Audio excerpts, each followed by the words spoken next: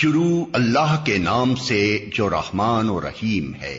اے اوڑھ لپیٹ کر سونے والے، رات کو نماز میں کھڑے رہا کرو مگر کم، آدھی رات یا اس سے کچھ کم کر لو یا اس سے کچھ زیادہ بڑھا دو، اور قرآن کو خوب ٹھہر ٹھہر کر پڑھو، ہم تم پر ایک بھاری کلام نازل کرنے والے ہیں۔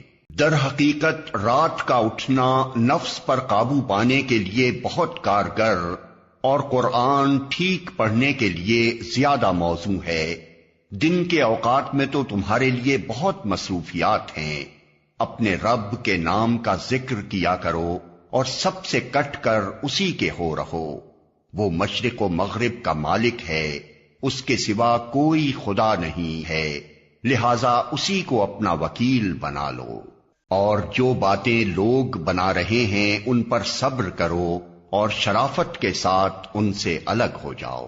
ان جھٹلانے والے خوشحال لوگوں سے نمٹنے کا کام تم مجھ پر چھوڑ دو اور انہیں ذرا کچھ دیر اسی حالت پر رہنے دو۔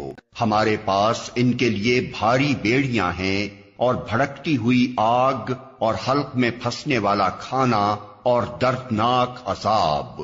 یہ اس دن ہوگا جب زمین اور پہاڑ لرز اٹھیں گے اور پہاڑوں کا حال ایسا ہو جائے گا جیسے ریت کے ڈھیر ہیں جو بکھرے جا رہے ہیں۔ تم لوگوں کے پاس ہم نے اسی طرح ایک رسول تم پر گواہ بنا کر بھیجا ہے جس طرح ہم نے فرعون کی طرف ایک رسول بھیجا تھا۔ پھر دیکھ لو کہ جب فرعون نے اس رسول کی بات نہ مانی تو ہم نے اس کو بڑی سختی کے ساتھ پکڑ لیا۔ اگر تم ماننے سے انکار کرو گے تو اس دن کیسے بچ جاؤ گے جو بچوں کو بوڑھا کر دے گا اور جس کی سختی سے آسمان پھٹا جا رہا ہوگا۔ اللہ کا وعدہ تو پورا ہو کر ہی رہنا ہے۔ یہ ایک نصیحت ہے، اب جس کا جی چاہے اپنے رب کی طرف جانے کا راستہ اختیار کر لے۔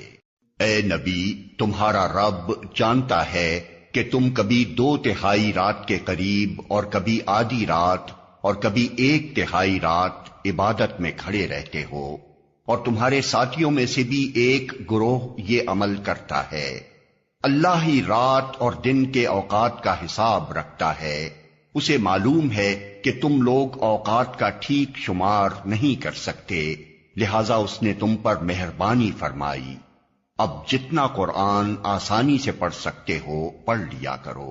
اسے معلوم ہے کہ تم میں کچھ مریض ہوں گے، کچھ دوسرے لوگ اللہ کے فضل کی تلاش میں سفر کرتے ہیں، اور کچھ اور لوگ اللہ کی راہ میں جنگ کرتے ہیں۔ پس جتنا قرآن بآسانی پڑھا جا سکے پڑھ لیا کرو۔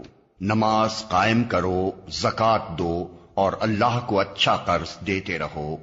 جو کچھ بھلائی تم اپنے لیے آگے بھیجو گے اسے اللہ کے ہاں موجود پاؤ گے، وہی زیادہ بہتر ہے اور اس کا اجر بہت بڑا ہے۔ اللہ سے مغفرت مانگتے رہو، بے شک اللہ بڑا غفور و رحیم ہے۔